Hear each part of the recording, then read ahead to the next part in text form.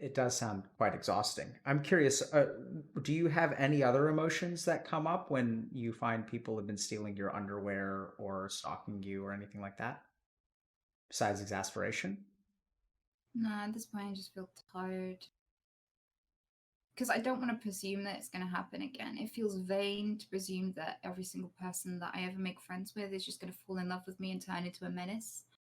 And so I always give people the chance and I always give people the benefit of the doubt. And, I assume that it's going to be different this time. And I always give this speech where I'm like, I am not attracted to my friends. I am very obvious with my emotions. If I'm attracted to someone, I will let them know. I hate people who come on to me without me giving any signs. So I've had to dump a lot of friends because of this.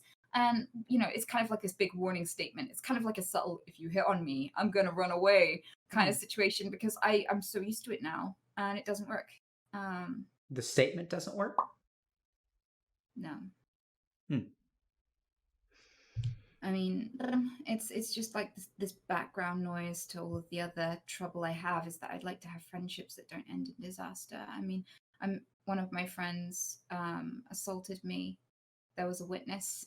Unfortunately, somebody else watched it happen. He was also a friend, and he did nothing. I tried to go to the police, and the police did nothing. In fact, I had to report him for several other things that were relatively minor by comparison. For example, um, sleeping in my back garden, chasing me around, following me everywhere, constantly trying to dox me on stream, this sort of thing. Hmm. But then after they found out my view account and how many people knew that the police were failing me, then they took action. But he's still free. He's been charged, but he's still free. And yeah, he still harasses me online from time to time. And I'm pretty sure he probably will come back to the house again at some point, because he always does. Um, so yeah, but he's What do one of they what many. do they see in you? I don't know. Genuinely don't know. Anita, I'm going to say something that may sound like blaming you, but please listen carefully. I know it sounds weird. But so here's what I'm hearing from you, okay? And it's weird. So you've looked for patterns. A smart thing to do. Like, is it something about the way I find my roommates? Am I on the wrong part of Craigslist where I'm looking instead of like looking for roommates, I'm like looking for love? Am I posting in the wrong area? And the interesting thing is that like if we think about it logically, and it seems to be independent of gender, it seems that these people are able to have normal relationships with other people. It seems to be that it's not like a particular ethnicity or like and there isn't some kind of overwhelming physical attractiveness or something like that. Then I mean, if it's not a factor with them, which is interestingly enough, that's what you've been saying, right? Is there's no pattern in terms of how I'm selecting people, then that sort of suggests that it's something with you. Mm, And I'm not trying to blame you. I'm just saying, like, the case that you're making is a really strong one, that it's something with you, right? That there is mm, something. And it's interesting because I asked you earlier, like, why do people, steal your underwear? And you were saying, like, pheromones. Like, that's not a them factor, that's a you factor. It's a pheromone is sort of like, I wonder if it's actually pheromones, right? Which would be interesting. mm. Because if you can get multiple women, unclear what their sexual preferences or sexual orientation is, but be especially interesting if they were actually heterosexual and they drunkenly message you. Um, Two of them are yeah. like. So how do we like? That's weird, right? Like so then I'm not blaming you, but at the same time I'm saying that it seems like the common element doesn't have anything to do with them; it has something to do with you. Mm. But then, like, I've tried changing my approach. There are some people who I've never met in person, who I don't barely speak to, who Sure, behave I this I think way. you've tried changing the things that you're aware of. Mm. Right? So, like, the question is, what are the things that you do that you're not aware of? And that's a hard question to answer because how are you supposed to know if you're not aware of them? Right? Exactly.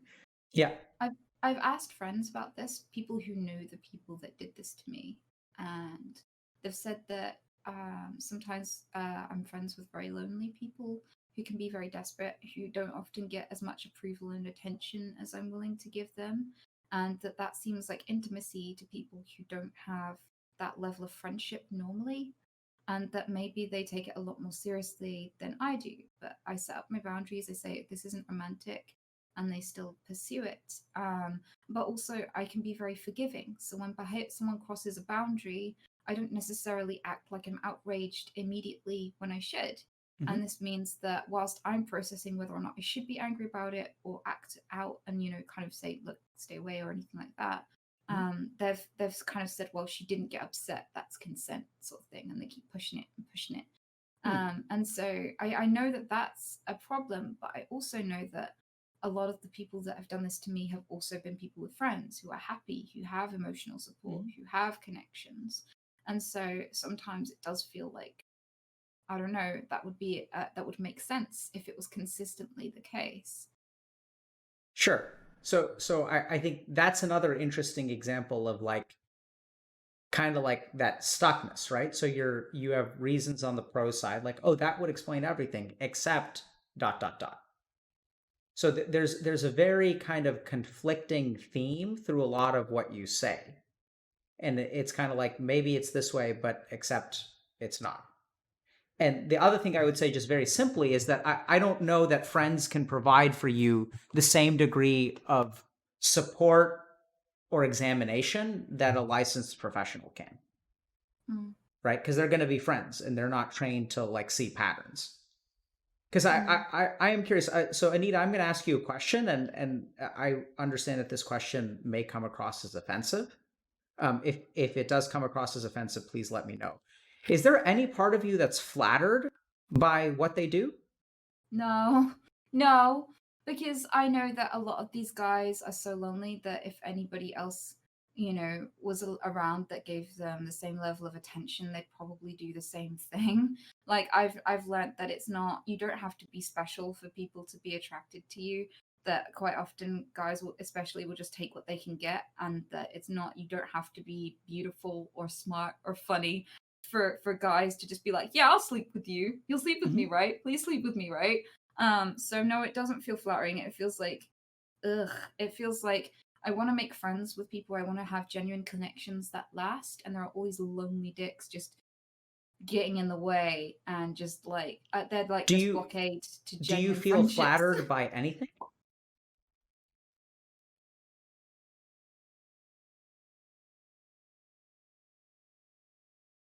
That's a weird question. Yep, I guess that's when what we do people here. actually compliment something that I can take credit for. Like I'm not really happy with, or I don't really care about comments on my appearance. I didn't really choose my genetics, but I did Uh huh. choose who I am, or my ethics, or the way I go about life, or the way that I choose to impact animals and things like that. So I guess I genuinely am like, thank you.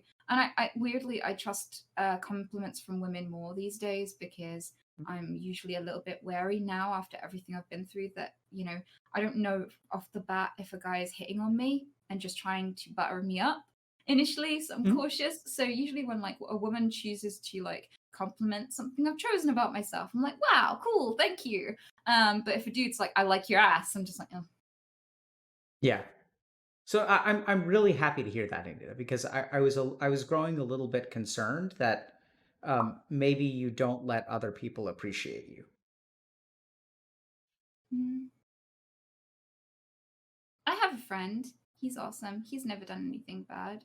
He's a physicist, and we'll usually get a thermos of like a hot drink. We'll go and sit by the beach. We'll watch the sunset. We'll look at the stars, and he'll tell me loads of cool facts about them because he does astrophysics. And he is genuinely very complimentary, but he'll compliment actual things about me. And yeah, I do the same for him, and I really appreciate him. I think I can have a healthy reciprocal friendships. They're just incredibly rare. Absolutely. And there's a little part of me that's had friendships like that before for years that have turned awry. So I'm still slightly on guard. Like I'm scared to, like, with friends like that, I have like a few where they have like partners and stuff. I won't touch them. I won't hug them. I won't, Why I won't not? even because I'm scared of giving any signals that will trigger that kind of behavior from like that I get from like some people who've taken it too far or gone weird, because it happens out of the blue, sometimes spontaneously, and I don't know what causes it, and I'm just scared. And there's little things like that that just really make me nervous now, because I don't want to lose the friendship and I don't know what it is yet, and I'm just terrified of losing people to this issue. Yeah, I can see that. You know, there is almost like a traumatic paranoia there. Like it's happened to you so many times that you become so careful that you won't even engage in like normal behaviors like hugging because you're afraid of what'll happen. I mean, that sounds really awful. How do you know I which drops stay in your bucket and which ones drip away? breakfast. So I remember when I had a therapist, we used to talk about this. I used to have a lot of stuff that I would do, but it wouldn't keep me happy. And I'd have to constantly be running and constantly doing it over and over again to feel any semblance of okayness. And then I started doing the things that I felt I couldn't help but do. Things that if no one paid me, I'd still be doing. If it hurt, I'd still be doing. The stuff that I can't help but do. And I started allowing myself to give time to doing that more than everything else. I used to just run around looking after my mom and kind of chasing after my ex and just making sure he was okay, and attending to everyone else's needs. When I wanted to go and do volunteering, and I wanted to look after animals, and I wanted to go and I wanted to read books, I wanted to educate myself and this sort of thing. And that's the kind of stuff that stayed and that I loved, but I wasn't allowing myself to invest in. So when I actually just let my urges free and just did exactly what I wanted, I gained experiences that I'll remember for the rest of my life, and connections that I'll remember for the rest of my life, even if they don't turn out awesomely in the end. Like, I still feel really lucky about the friends that I hang out with. I have fond memories of the guy who assaulted me. I'm glad I met him. I'm glad he gave me a chance to laugh and a chance to learn and stuff. I'm sad it's over, but I'm not going to define our friendship by the way that it ended. I'm going to define it by all the things I was lucky to experience. You see? So I guess it was worth reaching out and risking it, even though I'm really scared of people these days. Sorry, Because I didn't mean to start laughing, but it just occurred to me maybe that's the pheromones. what do you mean? Just hearing you talking about this stalker and how you can appreciate people and appreciate your friendship despite the way that it ended. That sounds intoxicating. To have someone in your life who like treats you that way. Like I could imagine that people are drawn to that non-judgmental acceptance and gratitude and appreciation for life like a moth drawn to a flame. Because that's rare, right, Anita? Like most people who get stalked have difficulty appreciating parts of the relationship and expressing gratitude towards the relationship before people got crazy, right? Oh man.